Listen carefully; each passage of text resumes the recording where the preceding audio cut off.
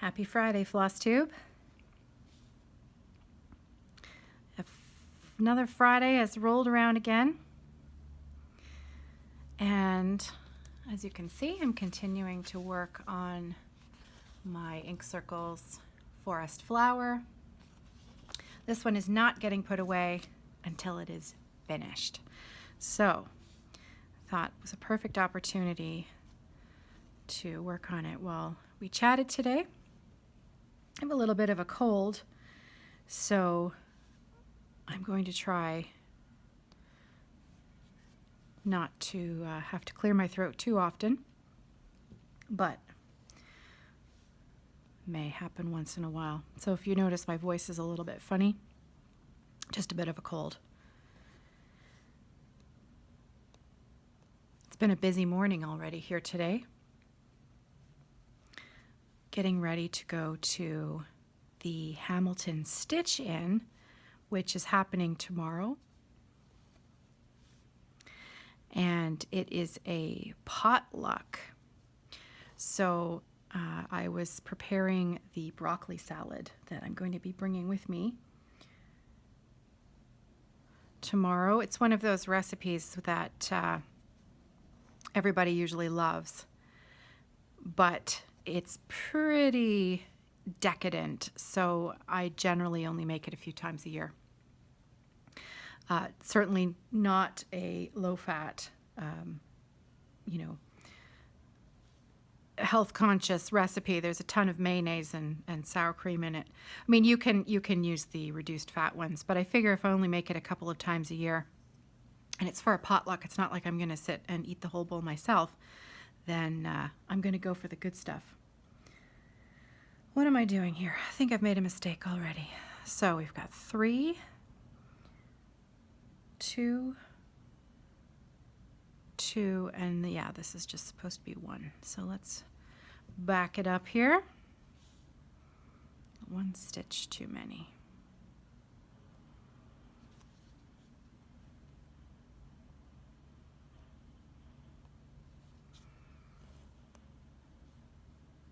There we go. So I was packing my bag up this morning with all of my projects that I would like to take, since I'm going to spend the weekend with my parents, and I wanted to have a few options, as we tend to do as crafters. So I have a few knitting projects, and I was packing up my stitching, and I thought I'm only going to take 2 projects with me, stitching projects with me this weekend, 2 knitting and 2 stitching. So the knitting projects that I have packed are 2, 2, 1, 2, 2, 1, and then this one is a 2. The second sock, I'm trying to finish up that second sock to match the one that I just finished a month or so ago. I just completed the heel a couple days ago, and I'm working on my gusset decreases, and I hope to have that finished up by next Friday. That's the plan. 1, 2, 3. And the other knitting project that I'm taking is my magenta European road trip shawl that I'm working on, because it's very, very simple knitting. It's perfect for working on while I visit.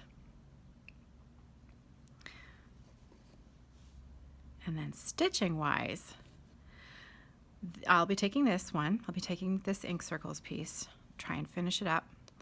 And I'm also taking my Sarah Dutnell sampler. And that was the sampler that I decided that I would start in honor of Sampler September. And I still have yet to actually put a single stitch into it. So I got everything ready to go this morning and made sure that the threads were, everything's in one project bag. So I've got the threads in the Notions pouch, and I've got the fabric and the pattern in the main part of the bag, and I've got some floss away bags ready to go once those packets of floss get opened up. And I was reminded I've been wanting to do this for a while. And this is an idea that I got from Emily, Eclectic Possessions. And I think it is just a little bit of genius. And what that was that she puts tags on her individual project bags. The little tags that you can write on. Let me just finish this group of 2 so that I know where I am when I put it down. And I'll show you. I've got it right here so that I can show you, because I think this is the best idea ever. If you have a lot of project bags, a lot of whips, and I like, it's just personal preference, right? I tend to use the bags that I make since I make them. I have been gifted a few project bags, and I love to use those too. But you all know that I'm not a one project at a time stitcher. So multiple projects, a nice way to keep track is to put a little tag on your project bag. And so I saw Emily do this. This is what she does. And I thought, that's genius. So just recently, I finally, because this has been on my to-do list, I can't even remember when Emily talked about it. I'm going to say a year. And it was on one of those, to-do later lists. And I had to place an order on Amazon. And I thought, oh, let's see if I can find those little tags. And sure enough, I found them right on Amazon. They were very easy to find. So they're called split ring key tags. And this came in a package of 50. And you can see they've got the split ring on them, so you can put them right on a zipper. And so I took out my very first one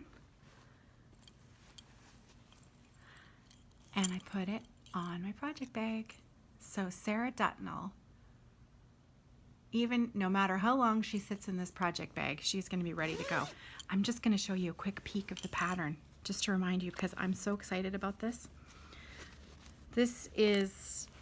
I've never done a sampler exactly like this before, like one of these sort of old schoolgirl, it's a Scarlet Letter pattern. So there she is, Sarah Dutnell in her 9th year, 1818. And there you go, Sarah Dutnell. I just think it is beautiful. I love the tree. I love the motifs around the border. I love everything about it. So this was my high tea start for this month, and we're now at the end of the month and I haven't put a single stitch in it. So this weekend, that's my goal, is to get her started. Because guess what? Sunday, this weekend, it's time for high tea again. These are the floss away bags. I just have these because I bought like a package of 100 a year ago or so, probably longer than that. You can use the little sandwich baggies or whatever. So once I open this was a kit that I purchased through the Scarlet Letter. So once I open the silk, so the silk comes in this like a skein. Ooh, that one's come out already. So it comes in a skein, soie d'Alger. And once I take the tag off, then I will write the number right on the flossaway bag and put the rest of it in there. And then I'll be able to keep them separated and neat and tidy. So I will probably get another. Actually, what I'll probably do is once I've filled up the flossaway bags, I'll just stick them back in here sideways just to keep everything together and sorted out. So Sarah Dutnell, the fabric is a 35 count linen. 35, and I've never worked on 35 count, and the kit calls for you to stitch it 1 thread over 2, which for me, I like full coverage. So I mean, when I stitch on 36 count, I usually do 2 strands. So doing 1 strand on 35 count is going to take me a little bit to get used to, but I think it's going to really help create that old-fashioned look of the, it's a little bit faded, muted colors. And I think that's really that 1 thread over 2 is going to help give that effect. So I think that's pretty exciting. So that is my bag all packed. Oops, now I can't get my pattern back in there. My fabric's on the side there. There, so packed, ready to go. Sarah Dutnell's ready to go, and then once I'm done filming this, oops, better put these back in there before I lose them. Once I'm done working on this morning, put it right back in my project bag and stick it in my purse, ready to go. Yeah, I'm excited.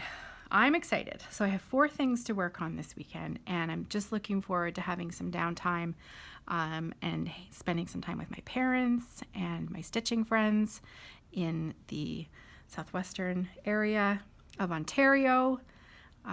This group meets, it's run by Crafty Kim, and we probably meet once every couple of months, and it's just such a fun group of people. So if you are interested in more information, just let me know. 1, 2, 3, 1, 2. Hopefully I haven't completely messed this up. Now I'm going to go backwards on my X here because the next one is over on the diagonal like that. There.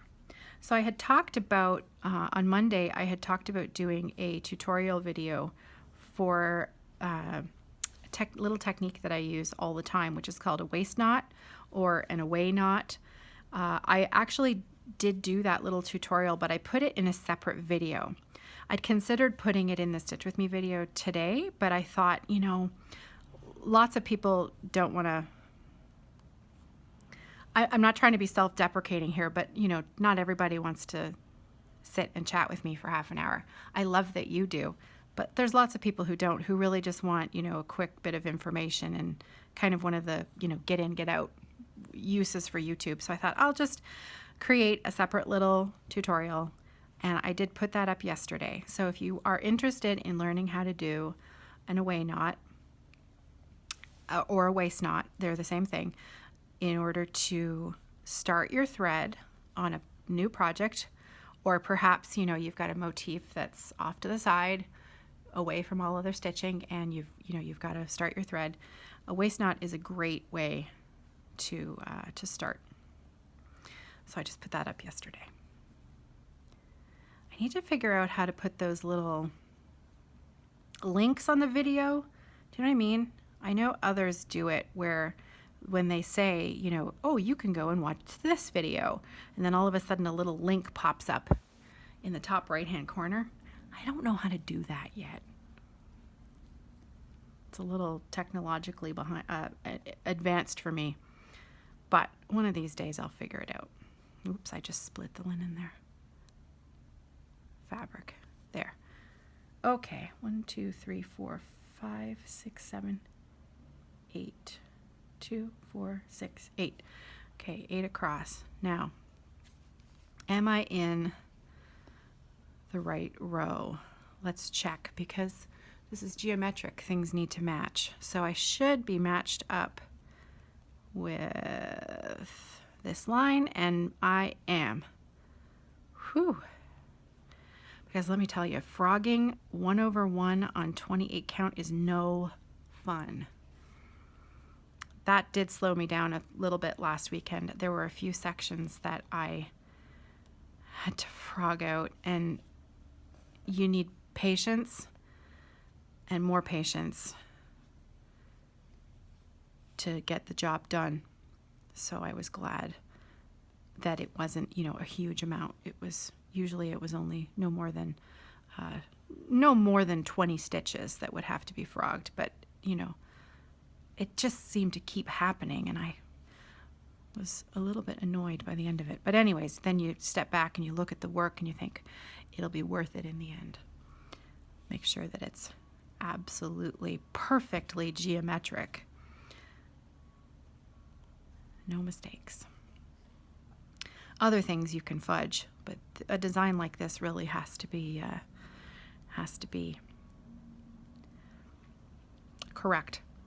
So speaking of ink circles and geometric designs, if you watched that little tutorial video that I just talked about, the waste knot video, I started it and I have it right here because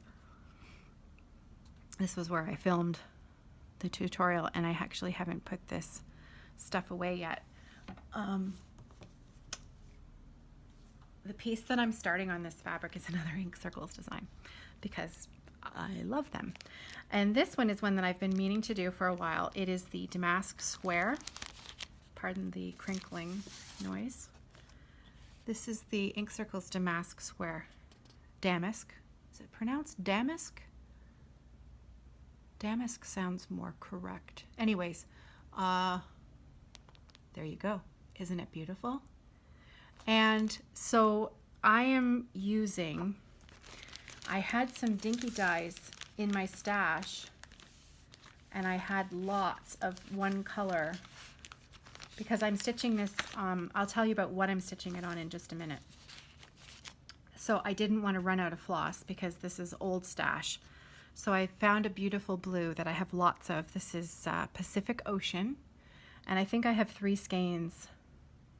Yeah, I've got 3 skeins of it, so plenty, because it's not a huge design, but I'll have enough to do the whole thing. And the fabric that I'm doing it on is actually kind of special.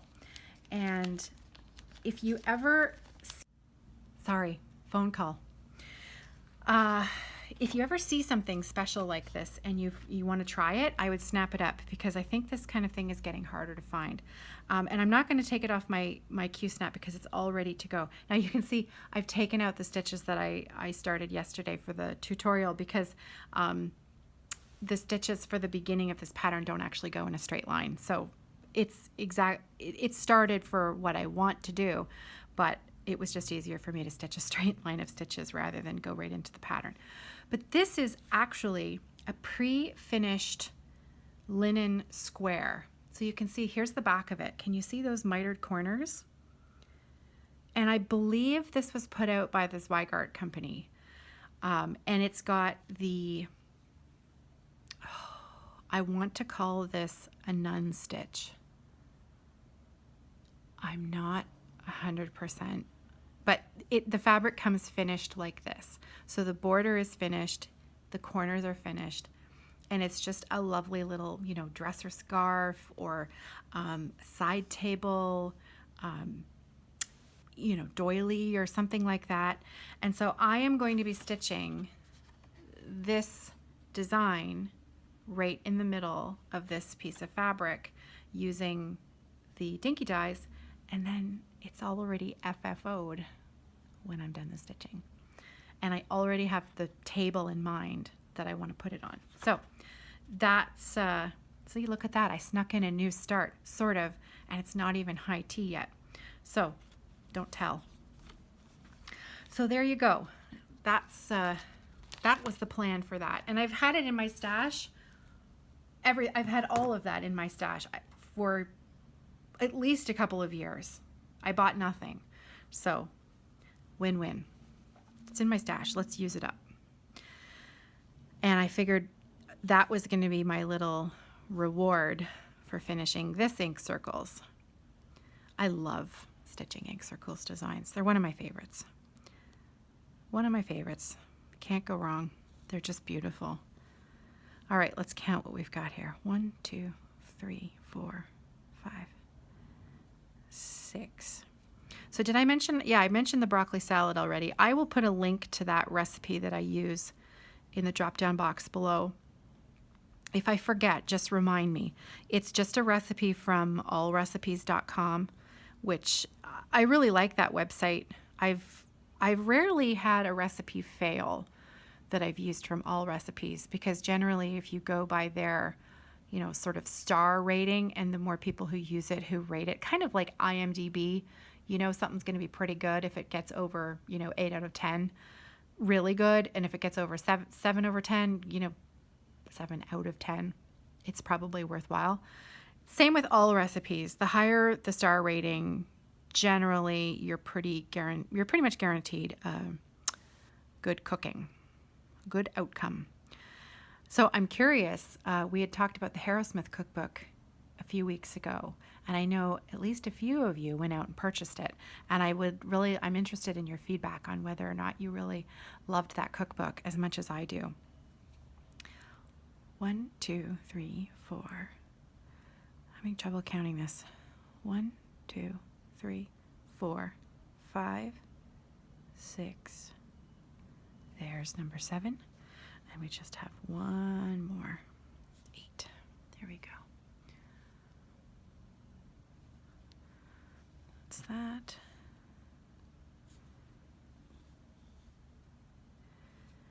And I'm just going to sew in my end. So stitching 1/1 can be a little bit trickier than 2/2 when you're sewing in your ends. First of all, the stitches are a lot smaller and a little bit not necessarily tighter, but there's less there, right? There's less there to put your needle under. And so this is my back, and it's pretty neat and tidy.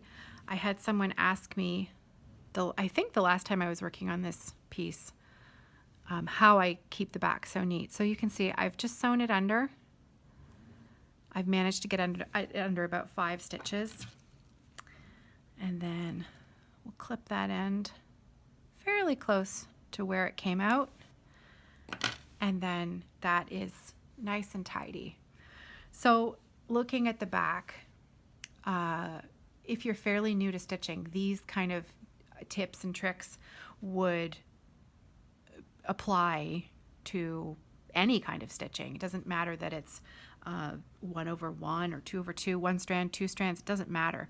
You know, the same kind of things apply that you'll be looking for. You'll be looking for getting rid of knots. If a knot happens, taking care of it. So every once in a while, so if I'm looking at the front here, every once in a while, run your hand over the stitching that you've just done. And if you feel a bump there, if you feel a knot, a lump, turn your work over and try to take care of it immediately. You know, don't stitch for another 20 minutes, because then, you know, it's a little bit more effort involved to go back in and fix the knot. And you should go back in and fix the knot. I did a little tutorial on that. If you've got, it's easier with 2 strands over 2. If I had a knot in here, well, first of all, it would probably be hard to see unless there was a lot of extra thread. And then all you do is you snip the thread in half and catch those ends and tack them down under some of the other threads with it's called a star detailer. But again, I did that only a few weeks ago, and it was on one of the videos with the twisted band sampler. So if you didn't catch it and you're really curious as to what I'm talking about, if you go back like a month and look for the Stitch With Me videos that have the purple twisted band sampler, it's the one with the butterfly in the corner and the purple diagonal lines of stitching. On one of those twisted band sampler videos, I did a little mini tutorial like in the middle of the Stitch With Me video. Very, very good trick. And take care of those knots, you know, sooner rather than later. The other thing not to do is don't carry your threads too far. If you care about having a neat back, because not everybody cares. It's your stitching. You get to make the rules for yourself. But if you like to have a fairly neat backside, then take care of those knots. Don't carry your thread. So if I'm doing this little design here, so here's the front. This top, actually this is a better one because the variegation is more clear here. The top of this little flower is the same color that's in this motif here. But I didn't just carry the thread from here to here. Even though it's a short distance, I finished that little motif and then I ended the thread. And then I would restart the thread here for the next little motif. So not carrying your threads is it makes a big difference to having that neat back. So, it's so pretty, so pretty. Okay, so I'd really like to try and finish, the motif I'm trying to finish here is this green. Can you tell that it's green? Whoops, sorry. this little swirly motif right in here. And that is these are the called for colors. So that is Needlearts Bayberry. That's the green color there. So beautiful. Yeah, the colors are as charted. And I have in mind that I am going to make myself a knitting bag with this as the center panel. That's how I plan on finishing this up. So, and I hope to do this sooner rather than later because I have a couple other pieces. There's a Little House Needleworks, the train that I finished like in January or December of last year, at least. I can't even remember. I had planned to put that into a project bag and I still haven't FFO'd that. So I shouldn't let it languish for too long. I should just get on and do it because it's too pretty to sit in the closet. So there we have it. Looking at the time, I think I better get a move on because I still have to pack. Do you do this too? Do you pack all of your craft stuff first and kind of forget about your clothes and toiletries and all that kind of stuff? Yeah. I've packed all my craft stuff, but I have packed nothing else. So I still have to pack my suitcase. And I think I still even have some laundry upstairs that needs to come out of the dryer and get folded. I have to do that. And what else? Well, I should clean up the kitchen before I go too, because right now I made the broccoli salad and it uses a fair number of dishes. You know, I pre-cook the bacon and then use a huge mixing bowl and you make the dressing in a different bowl. And you know what it's like when you're cooking. It makes a big mess. So I probably shouldn't leave that there for John to clean up. So I guess I should do that too. And I've got a little bit of sewing that I need to finish up before I can go today. So I guess I better go. Can you tell I'm kind of stalling a little bit? Because that sounds like a big list. Anyways, I hope you have a great weekend. I plan on having a great weekend. I'm really looking forward to seeing all of my friends and my stitching friends and my parents and hanging out. So I will be back home on Sunday when I will make a video for celebrating high tea. And I haven't had a think yet about what I would like to do for myself for high tea this month. So I'm going to have a little think about that this weekend. I have a few options in mind, a few things that I've been kind of excited about. So I might take an hour or so while I'm quietly stitching at night, maybe when everybody's gone to bed, and have a little think about that. And I will see you on Sunday to celebrate high tea. And if you haven't watched last month's high tea video yet, there was a pretty good giveaway on that one. I have a Rosewood Manor chart and a scissor fob made by Carrie, the creative curator. So I've got a scissor fob and a Rosewood Manor pattern as the giveaway for last month's video. So you just have to go into my video list and scroll down until you find August high tea. Or you might even be able to just do a Google search off the grid Needlearts August high tea and maybe that'll come up. It should. And then I can't remember what I had said about entering. So it was a month ago. So you'll have to just go and watch it and then you'll find out. But it's a pretty darn good giveaway. So I'm going to do that on Sunday as well. I'm itching to get back into stitching this. But no, I really go do my chores first. Okay, so happy Friday. I'm really looking forward to stitching with you tonight on the Facebook group, Friday Off the Grid. And I hope you have a great weekend. I will see you on Sunday. Take care.